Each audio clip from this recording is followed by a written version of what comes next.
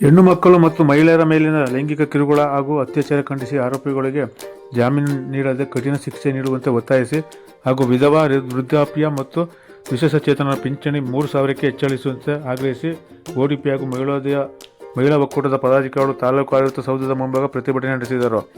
ಪಾಂಡುಪುರ ಪಟ್ಟಣದ ಡಾಕ್ಟರ್ ರಾಜ್ಕುಮಾರ್ ವೃತ್ತದಿಂದ ವಿವಿಧ ನಾಮಫಲಕಗಳು ನೀಡಿದ್ದು ಘೋಷಣೆ ಕೂಗುತ್ತಾ ಮೆರವಣಿಗೆ ಹೊರಟ ಪ್ರತಿಭಟನಾಕಾರರು ತಾಲೂಕು ಆಡಳಿತ ಸೌಧದ ಮುಂಭಾಗ ಜಮಾವಣೆಗೊಂಡು ಪ್ರತಿಭಟನೆ ನಡೆಸಿ ಪ್ರಭಾರ ತಹಶೀಲ್ದಾರ್ ಎಸ್ ಸಂತೋಷ್ ಅವರಿಗೆ ಮನವಿ ಪತ್ರ ಸಲ್ಲಿಸಿದರು.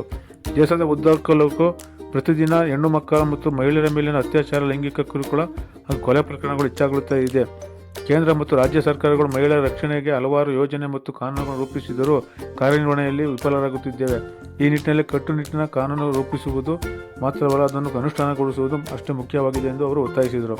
ಪೊಲೀಸ್ ಇಲಾಖೆ ಮಾಹಿತಿ ಪ್ರಕಾರ 2025 ಜುಲೈ 8ರವರೆಗೆ ರಾಜ್ಯದಲ್ಲಿ ಸುಮಾರು 340 ಅತ್ಯಾಚಾರ ಪ್ರಕರಣಗಳು, 3,089 ಫೋಕ್ಸೋ ಪ್ರಕರಣಗಳು ಮತ್ತು 3,643 ಲೈಂಗಿಕ ಕಿರುಕುಳ ಪ್ರಕರಣಗಳು, 18 ವರ್ಷ ಒಳಗಿನ ಸುಮಾರು 25,000 ಬಾಲಕಿಯರು ಗರ್ಭಿಣಿಯಾಗಿರುವ ಪ್ರಕರಣಗಳು ದಾಖಲಾಗಿವೆ.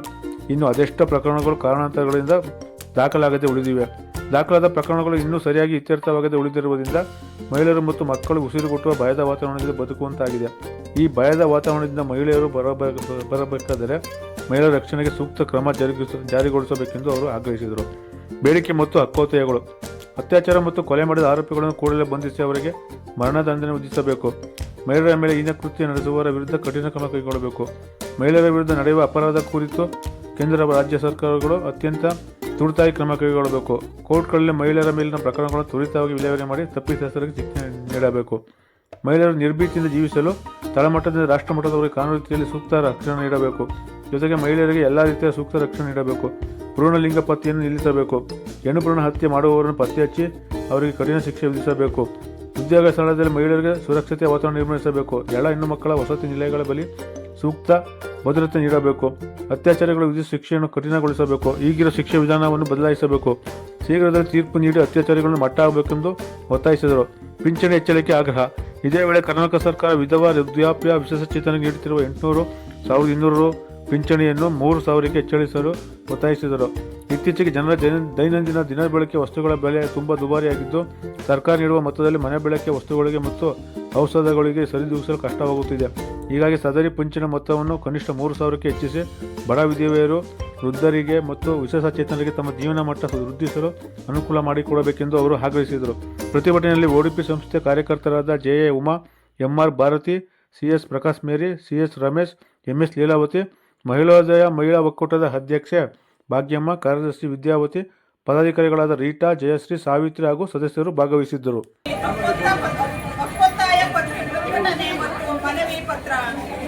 ನಮ್ಮ ದೇಶದ ಉದ್ದಗಲಕ್ಕೂ ಪ್ರತಿದಿನ ಹೆಣ್ಣು ಮಕ್ಕಳ ಮೇಲೆ, ಮಹಿಳೆಯರ ಮೇಲೆ ಅತ್ಯಾಚಾರಗಳು, ಲೈಂಗಿಕ ಕಿರುಕುಳಗಳು ಹಾಗೂ ಕೊಲೆ ಪ್ರಕರಣಗಳು ಹೆಚ್ಚಾಗುತ್ತಾ ಇರುವುದು ಆಘಾತಕಾರಿ ವಿಷಯವಾಗಿದೆ.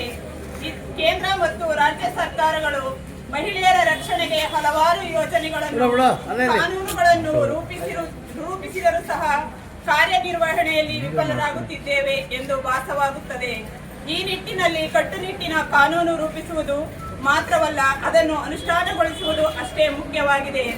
ಪೊಲೀಸ್ ಇಲಾಖೆಯ ವತಿಯ ಪ್ರಕಾರ ಈ ವರ್ಷ 2025 ಜುಲೈ ಅಂತ್ಯದವರೆಗೆ ನಮ್ಮ ದೇಶದಲ್ಲಿ ಸುಮಾರು 340 ಅತ್ಯಾಚಾರಿಗಳ ಪ್ರಕರಣಗಳು, 3,089 ಪೋಸ್ಕೋ ಪ್ರಕರಣಗಳು ಮತ್ತು 3,643 ಲೈಂಗಿಕ ಕಿರುಕುಳಗಳ ಪ್ರಕರಣಗಳು, ಸುಮಾರು 25 ಬಾಲಕಿಯರು 18 ವರ್ಷ ಒಳಗಿನ ಗರ್ಭಿಣಿಯರಾಗಿರುವ ಪ್ರಕರಣಗಳು ದಾಖಲಾಗಿವೆ. ಇನ್ನು ಇಷ್ಟೇ ಪ್ರಕರಣಗಳು ಕಾರಣಾಂತರಗಳಿಂದ ದಾಖಲಾಗದೆ ಉಳಿದಿವೆ. ದಾಖಲಾದ ಪ್ರಕರಣಗಳು ಇನ್ನೂ ಸರಿಯಾಗಿ ಇತ್ಯರ್ಥವಾಗದೆ ಉಳಿದಿರುವುದರಿಂದ ಮಹಿಳೆಯರು ಮತ್ತು ಮಕ್ಕಳು ಉಸಿರುಗಟ್ಟುವ ಭಯದ ವಾತಾವರಣದಲ್ಲಿ ಬದುಕುವಂತಾಗಿದೆ. ಈ ಭಯದ ವಾತಾವರಣದಿಂದ ಮಹಿಳೆಯರು ಹೊರಬರಬೇಕಾಗಿದೆ. ಈ ನಿಟ್ಟಿನಲ್ಲಿ ಮಹಿಳೆಯರ ರಕ್ಷಣೆಗಾಗಿ, ಮಕ್ಕಳಿಗಾಗಿ ಮಹಿಳೋದಯ ಮಹಿಳಾ ಒಕ್ಕೂಟ ಗ್ರಾಮ ಮಟ್ಟದಿಂದ ಕೇಂದ್ರ ಮಟ್ಟದವರೆಗೆ ಮಹಿಳೆಯರ ಸುರಕ್ಷತೆಗೆ ಸೂಕ್ತ ಕ್ರಮ ಜಾರಿಗೊಳಿಸಲು ಒತ್ತಾಯ ಮನವಿ ಸಲ್ಲಿಸುತ್ತಿದ್ದೇವೆ. ನಮ್ಮ ಬೇಡಿಕೆಗಳು: ಹಕ್ಕೊತ್ತಾಯ, ಅತ್ಯಾಚಾರ ಮತ್ತು ಕೊಲೆವೆಸಗಿದ ಆರೋಪಿಗಳನ್ನು ಕೂಡಲೇ ಬಂಧಿಸಿ ಅವರಿಗೆ ಮರಣದಂಡನೆ ವಿಧಿಸುವುದು, ಮಹಿಳೆಯರ ಮೇಲಿನ ಹೀನ ಕೃತ್ಯ ನಡೆಸುವವರ ವಿರುದ್ಧ ಕಠಿಣ ಕ್ರಮ ಕೈಗೊಳ್ಳುವುದು, ಮಹಿಳೆಯರ ವಿರುದ್ಧ ನಡೆಯುವ ಅಪರಾಧಗಳ ಕುರಿತು ರಾಜ್ಯ ಕೇಂದ್ರ ಸರ್ಕಾರಗಳು ಅತ್ಯಂತ ತುರ್ತಾಗಿ ಕ್ರಮ ಕೈಗೊಳ್ಳುವುದು, ಕೋರ್ಟಿನಲ್ಲಿ ಮಹಿಳೆಯರ ಮೇಲಿನ ಪ್ರಕರಣಗಳು ತ್ವರಿತವಾಗಿ ವಿಲೇವಾರಿ ಮಾಡುವುದು ಮತ್ತು ತಪ್ಪಿತಸ್ಥರಿಗೆ ಶಿಕ್ಷೆ ನೀಡುವುದು, ಮಹಿಳೆಯರು ನಿರ್ಭೀತಿಯಿಂದ ಜೀವಿಸಲು ತಳಮಟ್ಟದಿಂದ ರಾಷ್ಟ್ರಮಟ್ಟದವರೆಗೂ ಕಾನೂನು ರೀತಿಯಲ್ಲಿ ಸೂಕ್ತ ರಕ್ಷಣೆ ನೀಡುವುದು, ಮಹಿಳೆಯರಿಗೆ ಎಲ್ಲಾ ರೀತಿಯ ಸೂಕ್ತ ರಕ್ಷಣೆ ನೀಡುವುದು, ಭ್ರೂಣಲಿಂಗ ಪತ್ತೆಯನ್ನು ನಿಷೇಧಿಸಬೇಕು, ಹೆಣ್ಣು ಭ್ರೂಣ ಹತ್ಯೆ ಮಾಡುವವರನ್ನು ಪತ್ತೆ ಹಚ್ಚಿ ಕಠಿಣ ಶಿಕ್ಷೆಯನ್ನು ನೀಡುವುದು, ಉದ್ಯೋಗ ಸ್ಥಳದಲ್ಲಿ ಮಹಿಳೆಯರಿಗೆ ಸುರಕ್ಷತೆಯ ವಾತಾವರಣ ನಿರ್ಮಿಸುವುದು, ಎಲ್ಲಾ ಹೆಣ್ಣು ಮಕ್ಕಳ ವಸತಿ ನಿಲಯ ಬಳಿ ಸೂಕ್ತ ಭದ್ರತೆ ನೀಡುವುದು, ಅತ್ಯಾಚಾರಿಗಳಿಗೆ ವಿಧಿಸುವ ಶಿಕ್ಷೆಯನ್ನು ಕಠಿಣಗೊಳಿಸಬೇಕು, ಈಗಿರುವ ಶಿಕ್ಷೆಯ ವಿಧಾನವನ್ನು ಬದಲಿಸಬೇಕು ಮತ್ತು ಅತಿ ಶೀಘ್ರದಲ್ಲಿ ತೀರ್ಪು ನೀಡಿ ಅತ್ಯಾಚಾರಿಗಳನ್ನು ಮಟ್ಟ ಹಾಕಬೇಕು. ಇದು ನಾಗರಿಕ ಸಮಾಜದಲ್ಲಿರುವ ಇತರರ ವಿಕೃತ ಪುರುಷರಿಗೆ ಪಾಠವಾಗಬೇಕು.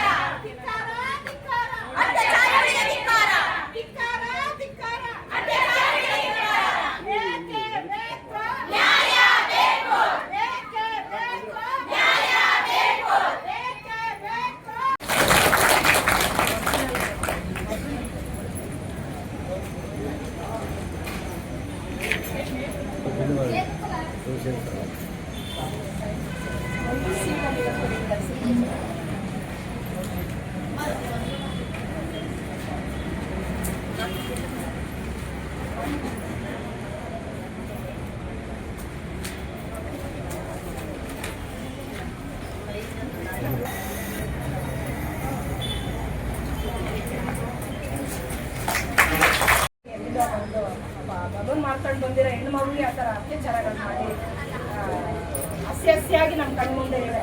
ಆ ಥರ ದಿನಂಪ್ರತಿ ನಡೀತಾನೆ ಇದೆ. ಹೆಣ್ಣು ಮಕ್ಕಳಿಗೆ ಏನೆಲ್ಲ ಅತ್ಯಾಚಾರಗಳು ಎಲ್ಲ ಕಡೆ ದಯವಿಟ್ಟು ಹೆಣ್ಣು ಮಕ್ಕಳಿಗೆ ರಕ್ಷಣೆ ಕೊಡಬೇಕು. ಜೊತೆಗೆ ಈಗಿನ ಬೆಲೆ ಏರಿಕೆ ಸಂದರ್ಭದಲ್ಲಿ ಕೊಡ್ತಾ ಇರುವಂತಹ ಪಿಂಚಣಿ ಯೋಜನೆ ಏನೇನೂ ಇಲ್ಲ. ಈಗ ಟೈಮಲ್ಲಿ ಕನಿಷ್ಠ ಇವತ್ತು ಒಂದು 100 ರೂಪಾಯಿ ತಗೊಂಡೋದ್ರೆ ಏನೇನು ಬರಲ್ಲ. ಆ ಥರದಲ್ಲಿ ಅವರು ಒಂದು ತಿಂಗಳಿಗೋಸ್ಕರ ಅದನ್ನು ಆ 800 ರೂಪಾಯಿನ ಮ್ಯಾನೇಜ್ ಮಾಡೋದು ತುಂಬ ಕಷ್ಟ ಆಗುತ್ತೆ. ಕನಿಷ್ಠ ಒಂದು 3,000ಕ್ಕೆ ಹೇಳಿದ್ರೆ ವಯಸ್ಸಾದವರು ಒಂದು ಸ್ವಲ್ಪ ಹಸುವಿನ ನೀಡಿಸ್ಕೊಂಡು ಒಳ್ಳೆ ರೀತಿಯಲ್ಲಿ ಜೀವನ ಮಾಡ್ಬೋದು ಅನ್ನೋ ಒಂದು ಭರವಸೆಯೊಂದಿಗೆ ಪತ್ರನ ಕೊಡ್ತಾ ಇದ್ದೀವಿ. ದಯವಿಟ್ಟು ಸರ್ಕಾರಕ್ಕೆ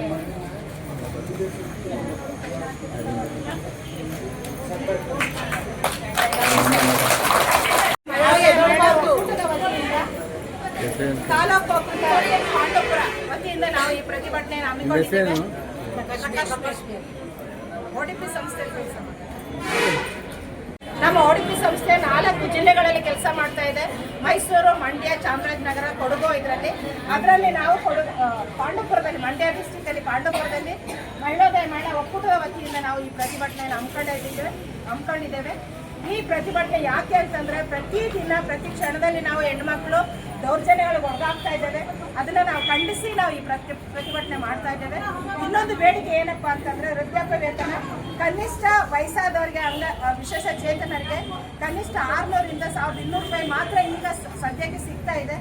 ಈಗಿನ ಪ್ರಸ್ತುತ ಪರಿಸ್ಥಿತಿಯಲ್ಲಿ ಬೆಲೆ ಏರಿಕೆಯ ಸಂದರ್ಭದಲ್ಲಿ ಆ 1200 600 ರೂಪಾಯಿ ಏನೇನಕ್ಕೂ ಸಾಲದೇ ಇರುವಂತಹ ಒಂದು ಪರಿಸ್ಥಿತಿ ಆಗಿರೋದ್ರಿಂದ ಕನಿಷ್ಠ 3000ಕ್ಕಾದ್ರೂ ಆ ಪಿಂಚಣಿ ಯೋಜನೆ ಏರಿಸಿದ್ರೆ ಸ್ವಲ್ಪ ಮಟ್ಟಿಗಾದ್ರೂ ವಯಸ್ಸಾದವರು ಮತ್ತೆ ವಿಶೇಷ ಚೇತನರು ತಮ್ಮ ಜೀವನನ ರೂಪಿಸ್ಕೊಂಡು ಹೋಗೋಕ್ಕೆ ಸಾಧ್ಯ ಆಗುತ್ತೆ ಅನ್ನೋ ಒಂದು ವಿಶ್ವಾಸದೊಂದಿಗೆ ಭರವಸೆಯೊಂದಿಗೆ ನಾವು ಸರ್ಕಾರಕ್ಕೆ ಈ ಮನವಿಯನ್ನು ನೀಡ್ತಾ ಇದ್ದೇವೆ. ದಯವಿಟ್ಟು ಮಾನ್ಯ ಸರ್ಕಾರ ನಮ್ಮ ಮನವಿಯನ್ನು ಬೇಡಿಕೆಯನ್ನು ಈಡೇರಿಸಬೇಕು ಅಂತ ಮಾನ್ಯ ಮುಖ್ಯಮಂತ್ರಿಗಳಲ್ಲಿ ಮತ್ತು ಮಾನ್ಯ ಸರ್ಕಾರಕ್ಕೆ ನಾವು ಬೇಡಿಕೆಯನ್ನು ಇಟ್ಟಿದ್ದೇವೆ. ಇಲ್ಲಿ ತನಕ ಬಂದು ಈ ಒಂದು ಪ್ರತಿಭಟನೆ ಯಶಸ್ವಿಯಾಗಿ ಮಾಡಿದ ನಿಮ್ಮೆಲ್ಲರಿಗೂ ಧನ್ಯವಾದಗಳು. ಅದೇ ರೀತಿ ಈ ಒಂದು ಪ್ರತಿಭಟನೆಗೆ ನಮಗೆ ಸಹಕಾರ ನೀಡಿದಂತ ಪೊಲೀಸ್ ಇಲಾಖೆಯವರಿಗೆ ಹಾಗೂ ಪತ್ರಿಕಾ ಮಾಧ್ಯಮದವರಿಗೆ ಹಾಗೂ ಟಿವಿ ಚಾನೆಲ್ ಅವರಿಗೂ ಸಹ ನಮ್ಮ ಮಹಿಳಾ ಒಕ್ಕೂಟದ ಪರವಾಗಿ ಧನ್ಯವಾದಗಳನ್ನು ಅರ್ಪಿಸ್ತಾ ಇದ್ದೀನಿ.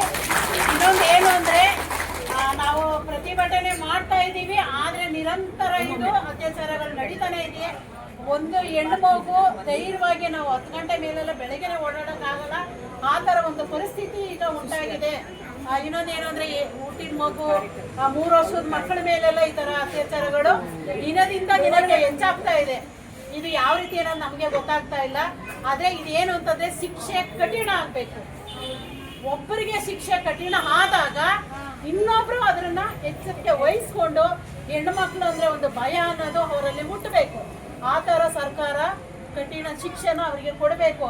ಪ್ರತಿಭಟನೆ ನಾವು ಮಹಿಳಾ ಒಕ್ಕೂಟದಿಂದ ಆಗ್ಬೋದು, ಸಂಘಟನೆಗಳಿಂದ ಆಗ್ಬೋದು, ಪ್ರತಿಭಟನೆ ಮಾಡ್ತಾ ಇದ್ರು ಇದು ದಿನದಿಂದ ದಿನಕ್ಕೆ ಹೆಚ್ಚಾಗ್ತಾ ಇದೆ. ಎಲ್ಲೋ ಬಲೂನ್ ಮಾರೋಕ್ ಬಂದ ಹುಡುಗಿ ತಮ್ಮ ಹೊಟ್ಟೆಪಾಡಿಗೋಸ್ಕರ ವಿಕೃತವಾಗಿ ಅತ್ಯಾಚಾರ ಮಾಡಿ ಕೊಲೆ ಮಾಡಿದ್ದಾರೆ. ಅಂತ ಮಕ್ಕಳು ಮಹಿಳೆಯರು ಎಷ್ಟೋ ಜನ ಆಗಿರ್ಬೋದು. ಆದ್ರೆ ಅದನ್ನ ಸರ್ಕಾರ ಕಠಿಣ ಶಿಕ್ಷೆಯನ್ನು ಕೊಟ್ಟು ಅತ್ಯಾಚಾರದಿಂದ ಮಹಿಳೆಯನ್ನ ರಕ್ಷಣೆ ಮಾಡಬೇಕು ಅಂತ ನಾನು ಸರ್ಕಾರಲ್ಲಿ ಕೇಳ್ತೀನಿ.